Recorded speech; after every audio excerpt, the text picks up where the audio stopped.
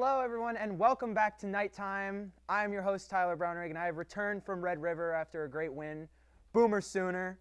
But we got a fun show for you today. We're going to be talking UCF men's soccer, UCF volleyball, and then at the end we got a college football segment where we're going to be recapping some of the biggest games from this past weekend, as well as I will be giving you my current top 5 Heisman rankings. So stay tuned because Nighttime starts right now.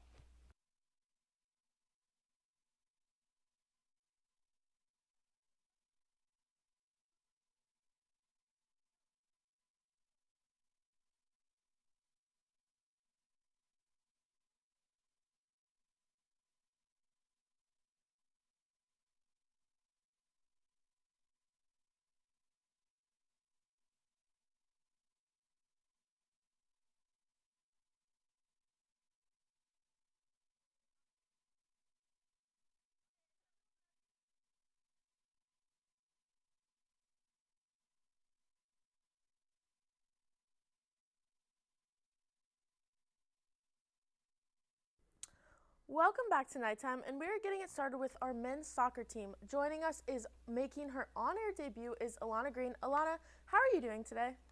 I'm doing pretty good today. Yeah, welcome to Nighttime. We're just going to get right into our men's soccer team, who are number 2 in the nation. They're 6-1-2 on the season and have back-to-back shutout victories. Alana, what does it mean for this program to be ranked number 2 nationally? Well, I think it's honestly pretty well deserved, and getting to go to the school and see all the players and coaches improve throughout the years has been pretty cool going up the ranks. I agree. And then, Tyler, what are your opinions on that? I mean, I think it's quite an amazing turnaround for this team because I remember last year they were very disappointing, I'd say, overall, and then to come in this year and be the number 2 team in the nation, and then they went the distance with number 1 Marshall, losing in a heartbreaker. I think this team is legit and has got real potential to make some noise come NCAA tournament time. Yeah, and of course they're, again, 6-1-2 on the season, so they surprised me as well. And Alana, what player has really stuck out to you and shined, in your opinion? The senior Luca Dorado is a great player that stood out to me recently. He's started in all 9 games so far this season, and he has the most goals of all the players so far, being 6, and 2 of them being game winners. Yeah, I would agree with Dorado. He's definitely the MVP of this team. He's been here a while, a senior, and just really leads the team in every way. Tyler, what has Dorado done to really show you what he's made of? He's been the leader of this team. He's the top goal scorer, and this team has really been able to rally behind him as he is leading the charge, and he's been great offensively. He gets all over the pitch from sideline to sideline, even though he's playing as a traditional number 9 striker role. And that, I think, has been the biggest part of why this offense has succeeded and why young guys like Saku Heiskanen and Emmanuel Bam have really grown, because they have followed his role and his example that he sets over the course of this season. And then we have an upcoming game against Old Dominion, who is also in the Sun Belt. Tyler, do you think we'll be able to beat them? I think the Old Dominion game is probably the toughest one left on the schedule because that's at Old Dominion, and they're one of our 2 opponents that have winning records in conference play. I believe the other is South Carolina. I think UCF soccer can come out with a win in all of their remaining games. I don't see why they shouldn't be able to run the table, and then come conference tournament, they are again just running the table all the way to the final, and hopefully we'll get a rematch against Marshall. Yeah, in the upcoming schedule, they're on the road against Old Dominion, South Carolina, and Georgia State, and home versus Coastal Carolina and James Madison. Alana, what do you think their record is going to be in their last 5 games? I think they're at least going to go 3-2, but I think we can go for all 5, hopefully. I agree. I'm thinking 4-1. Maybe they have a little upset loss, maybe to South Carolina. I don't know. Tyler, you said you think they can go undefeated. Are you sticking with that? I'm sticking to my guns here. I see no reason why this team should be worried about teams like South Carolina or Old Dominion. This is the number 2 team in the nation. We are supposed to roll over this lesser competition in this conference. The expectation is winning, and that is what it will remain all the way until the end. And then with obviously the conference tournament starting soon, how do you think they're going to perform during that, Tyler? I believe it will be, like I said earlier, a rematch against Marshall in the final, where hopefully the Knights will be able to come away with a win and then get really great seeding in the NCAA national tournament afterwards that follows. Alana, do you have any last thoughts on soccer that you want to spotlight? Nope, not really.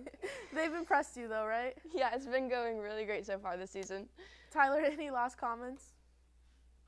I mean, just go Knights, charge on. This is the year for them. I think national title aspirations are a real thing for this team.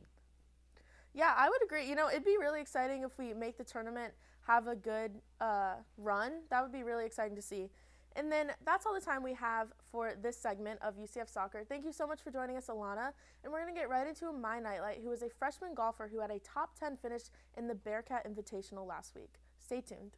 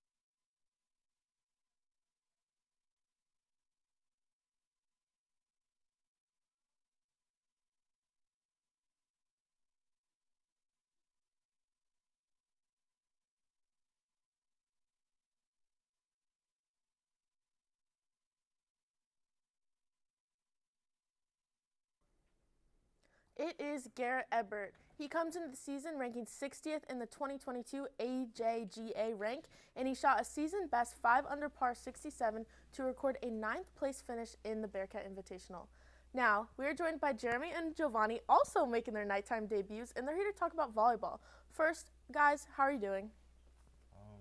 I'm doing pretty good. Yeah, you're doing good today. I know at least one of you attended the volleyball game last night. Was it your first game, Jovanni? That was my first game. Definitely won't be my last, though. Perfect. Jeremy, you're going to make an appearance soon?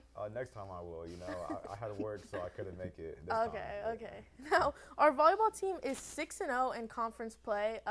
Dominant sweep against West Virginia last night and 15-2 on the season. So we're going to do some mid-season awards. I'll start with you, Tyler. I believe you have the MVP. Yes, for MVP, I have Claudia Dillon. She has been outstanding this season, and the reason I would say she is the MVP is because she is the best two-way player that we have on the floor. She is 5th in the team in kills with 114 and second in hitting percentage with a hitting percentage of over 400, and also she's second in service aces with 23. And then we go to the defensive side in the ball, 3rd in block shots with 5 and 2nd in total blocks with 34.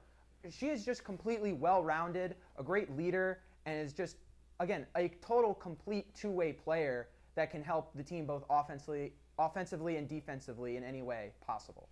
I agree. And then another player that could probably rival her MVP is our most improved player. Jovanni, can you tell me about how Emily Wilson has improved? That's actually kind of funny that you said that, Maddie, because I have Emily Wilson for my most improved, but she easily could have been MVP also. She's very electric when she gets on the court. She's improved in almost every statistical category that there is.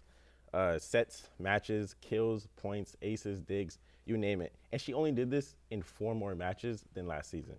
So I just think she's a great example of letting a player be free. You guys see what she did when she goes out there. You give a player minutes and she produces. She does everything that her coaches ask for. And I'm excited to see what she does for the rest of the season. She's my MVP, my most improved. So yeah, she did a great job.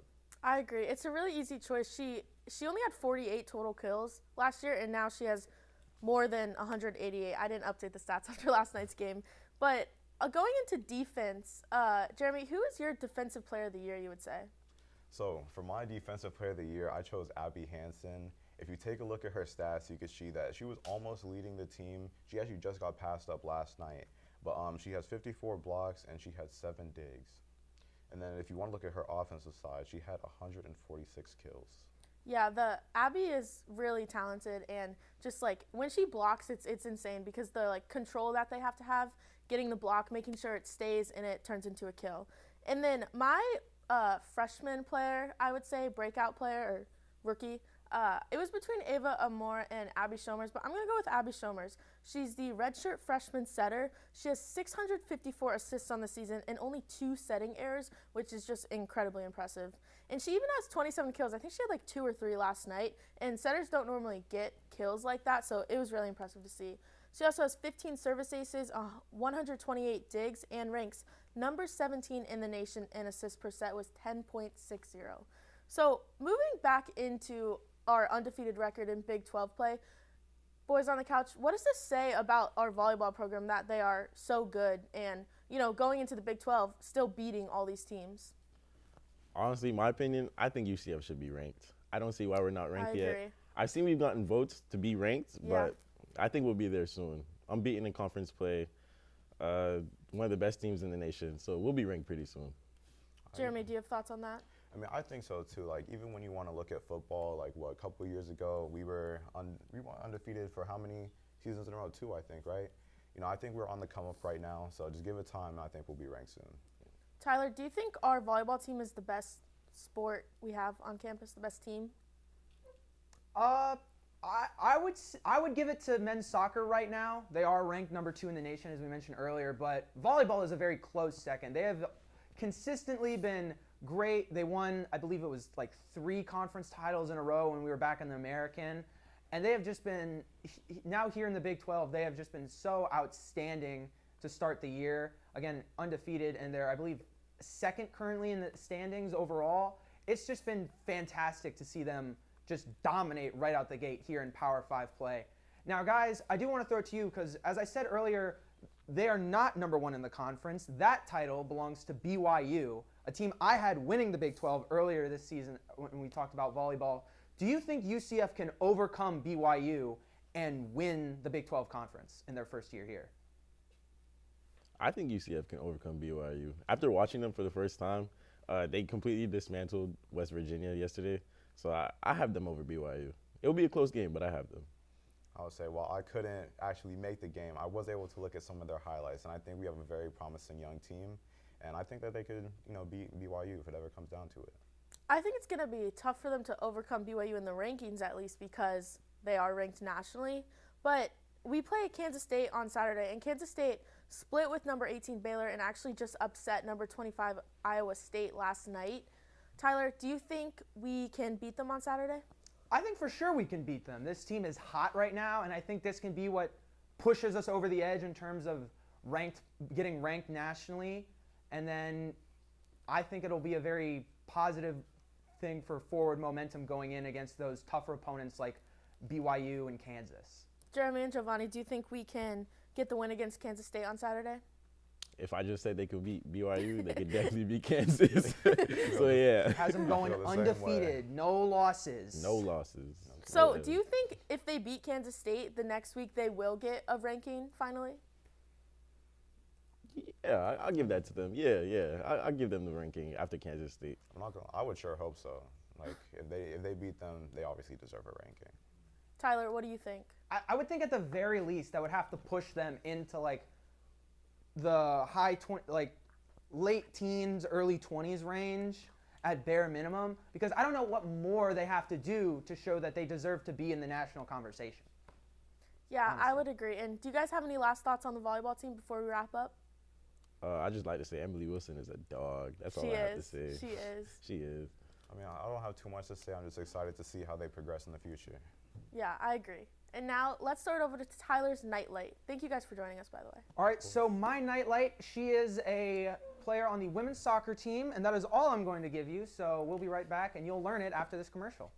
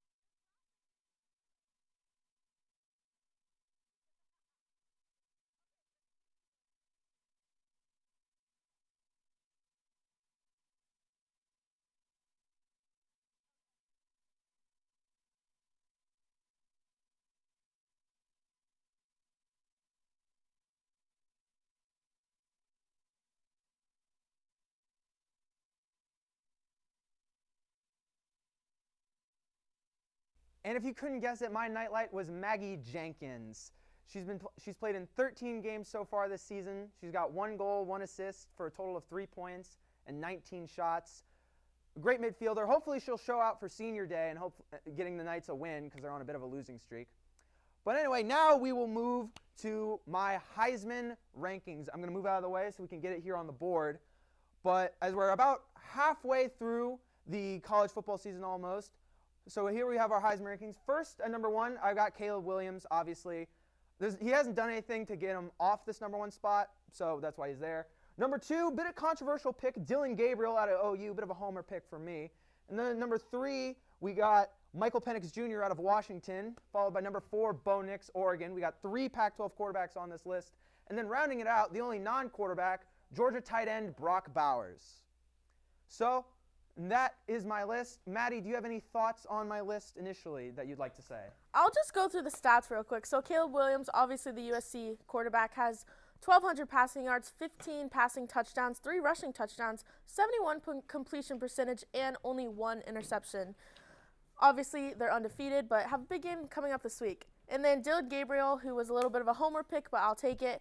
878 passing yards, 16 touchdowns, only 2 interceptions, and also a 72% completion percentage. Following that, we have Michael Penix Jr. out of Washington, who's definitely been great this season. I think he's my number 1. He has 1,636 passing yards, 16 touchdowns, a 74.6 completion percentage, and only 2 interceptions. And then we have Bo Nix out of Oregon, 1,169 passing yards, 15 touchdowns, and 1 interception. And finally, Brock Bowers, our only non-quarterback on the list. He has 37 receptions for 545 yards and 4 touchdowns. And now, we are here with Patrick and Ryan, and I just want to hear your thoughts right away. How do you feel about Tyler's Heisman rankings? Personally, my favorite for the Heisman right now is Michael Penix. He's putting up 400 to 500 passing yards a game, 4 to 5 touchdowns. He's tearing up everybody Washington's played this year. Dylan Gabriel, too, though, I get it. He led Oklahoma to the best win in the country. So I can't hate it, but after Saturday, Penix could be 1. Yeah, I'm actually really in an agreement with Tyler. I think maybe for the first time that ever since I've come on Nighttime. I really like his list. I mean, Caleb Williams hasn't done anything to give up the number 1 spot yet. I mean, we could see a potential loss coming in as the season goes on, but I don't think that, like, Caleb Williams has lost it in the first 6 weeks. Yeah. And I think you're right. Dylan Gabriel and OU might have the best win in the country. Yeah. So I like him at number 2. Penix and Nix, they're interchangeable right now for me personally, although I do think he's putting up crazy numbers. Yeah. And I don't think a tight end could win Heisman. But he is the best player, I guess, the best offensive player on Georgia. It would take a lot for Bowers to win the Heisman. With Caleb at 1, right now he is the leader, yes, but it'll take an even better year than last year for Caleb to go back-to-back, and I just don't think, even if he has a better year, I don't think they'll give it to him back-to-back years. Yeah, the biggest thing is the Heisman winner since 2017, outside of last year, has only had 1 loss or fewer with their team's record. Caleb last year was the only exception with a 2-loss USC squad. And I would definitely say the team that runs the Pac-12 will likely be the Heisman winner overall, unless Dylan Gabriel keeps putting his foot on the gas like he was against Texas and just keeps putting up crazy numbers. Then I would definitely give it to whoever, again, as I said earlier, runs the table in the Pac-12. Because right now it's very up in the air. Yeah. Patrick, you agree with all that? Yeah, I agree with all that. I mean, I would say a 12-0 OU team is pretty impressive. But if any of those teams, including Washington, Oregon, and USC, can run the table in what's just been a insanely competitive Pac-12 year, I mean, I think you would have to give it up to them. I mean, they're putting up crazy numbers too. Yeah. So they're not behind in that category either. Yeah, and the defenses in the Pac-12 aren't bad. They're not bad defenses. These quarterbacks are so good. Yeah, and then that's all for our Heisman rankings this week. We'll be back soon, and Tyler will do another edition of that. Now we're going to go into some games from Week 6, and I know Tyler's pumped. Let's just let him talk about it first. You were at the Oklahoma-Texas game. Tell me about this game. Yes, I was there, and the river runs red. OU upset Texas 34-30 at the Cotton Bowl, and what a game it was. It was the best environment I have ever been in. Second play of the game, Quinn Ewers gets intercepted, the loudest. I almost went deaf because you hear half the stadium screaming and cheers, and then you hear the other half booing. And I understand. And a lot of people are saying, "Oh man, Dylan Gabriel, he was awesome, amazing. What a game-winning drive. What a Heisman moment that drive was with about 1:17 left in the game and throwing it to the corner of the end zone to Nick Anderson." But how about that OU defense? This is a team that got 6 transfers on the D-line, 6, adding a lot of needed depth in that position. And what did they do? They showed out, and in a crucial moment of the game, 1st and goal, they make an amazing goal line stand, forcing Texas to turn the ball over on downs. Jonathan Brooks was killing us all game. I remember my dad telling me in my ear, it's like, just put a guy on 24, man. He's killing us. I was telling, just have Danny Stutzman cover him. But let me tell you, that goal line stand, when we made it, that is when I knew there was never a doubt in my mind that we were winning this game. This OU team is legit. We are playoff national title contenders. We can run the table in the rest of the Big 12. We will be rematching Texas most likely in the Big 12 title game. This is our year. Okay, that was great. Thank you, Tyler.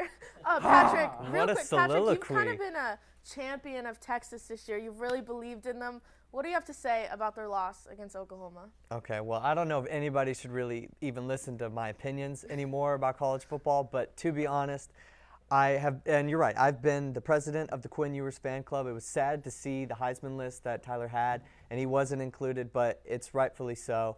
He had 3 big turnovers in that game, and Texas just wasn't able to keep up with Oklahoma after those mistakes. I think OU is looking great. I mean, what a turnaround Brent Venables has had. After Lincoln Riley went to USC, he kind of gutted the program.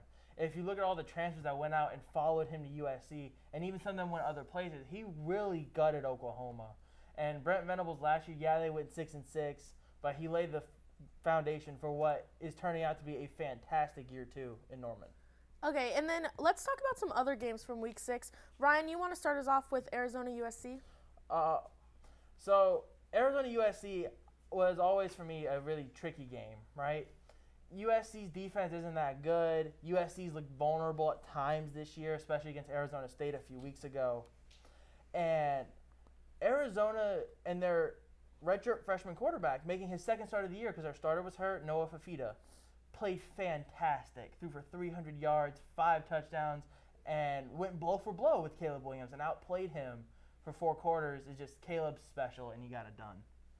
But they can't play like that all year and get away with it. No, yeah, I think the overall feeling from this game is definitely this defense might let Caleb Williams and this offense down. Yeah. And it's kind of the same thing, like you said, with Lincoln Riley when he was at Oklahoma. Alex Grinch followed him there. Yeah. You know, what does he have on Lincoln Riley? I don't know, but he's still the defensive coordinator for the man. And just unfortunately, I think this is such a talented team that won't be able to make it like too far, whether they lose in the Pac-12 championship game or before then and don't make it, or if they lose in the playoff and they get there. I just don't see the ceiling with that defense. Yeah. So it'll come and bite them in the butt later. And with the rest of their schedule, they play at Utah, they play Washington, they play Oregon, they play UCLA. If they're not careful, they could end up losing 2-3 games this year because their defense will just eventually let them down. Yeah, I would agree with that. And then we have to talk about probably one of the biggest meltdowns, coaching mistakes in college football history. Miami, Georgia Tech. Patrick, take us away. Yeah, so if Mario Cristobal wasn't signed for a handful of years more after this year and owed millions of dollars, he probably would have been fired, I'd imagine, on the spot. This is one of the worst ways to lose a football game. Not taking a knee and instead just handing the ball off and your running back fumbles. He was down, by the way. Yeah. And then the other team gets the ball, and then they score a long touchdown, and you don't have any guys back there guarding the end zone. Yeah. He was short. Yeah. And it just, at the end of the day, you don't want to give the other team an opportunity, because then if they do get an opportunity, something could happen. Like the refs could end up making calls like they did, and you just lose your team. You have players crying on the sideline. I mean, how are they going to get into like next week? Yeah. They have big games coming up the rest of this year in the ACC. Yeah. How are they going to get up? This was really, really bad. And they dominated that whole game. Turnovers were a big part during the game, other than the end of the year, or in the end of the game, excuse me. Yeah, they traveled to Chapel Hill this week to play North Carolina, and if they go into the game undefeated, you're looking at a very interesting game. But what Miami shows up, are they going to show up motivated to prove like, hey, last week was a fluke, we are very good? Or is Miami going to crumble? Is Miami going to look like the Miami we've seen the last 10 years where they start off and you go, hey, maybe Miami's back, and then they just fall off a cliff? Mario Cristobal has done this before. Yeah, did it at Oregon. Yeah, he did it at Oregon. I think it was 2017, 2018 against Stanford. 2018. Same scenario, costed them a football game. Like, I don't know why he refuses to take a knee in those situations, but it's bitten him in the butt again. Yeah, and then we're going to move right into our primetime picks, which obviously Patrick and I did lose last week, taking Texas. Ryan, you're making your debut. It is USC at Notre Dame. Notre Dame is favored by 2.5 points. The over-under is 61.5. Ryan, who is your winner in this game? I know I just said about USC's defense, but Notre Dame's offense has not been very confidence-inspiring. Even with Sam Hartman coming in from Wake Forest, and in his career, he had put up some gaudy numbers at Wake Forest. It just, for whatever reason, Notre Dame's offense this year feels dysfunctional. Like, there's no rhythm to it. There's no identity. Yeah, I agree. Somebody's going to take advantage of USC's defense some point this year, but it won't be Notre Dame this week. So, Tyler, I'll take who is USC. winning this game? I'm going to ride with Notre Dame, actually, because I believe in the big thing. While Notre Dame's offense has struggled, Audric Estime, I think, will have a career night against this poor USC run defense. I guarantee it definitely at least over 150 yards and a touchdown. He'll have a field day, which I think will make Sam Hartman's life a lot easier as the game goes on. Man, And it's at home, so you got to have that advantage as well. I am also going with Notre Dame. I desperately need a win, and, they're at home. I don't know. We'll see. But that's all the time we have for Nighttime this week. Thank you so much for joining us, and we will be back next week where I'm sure we'll talk more college football.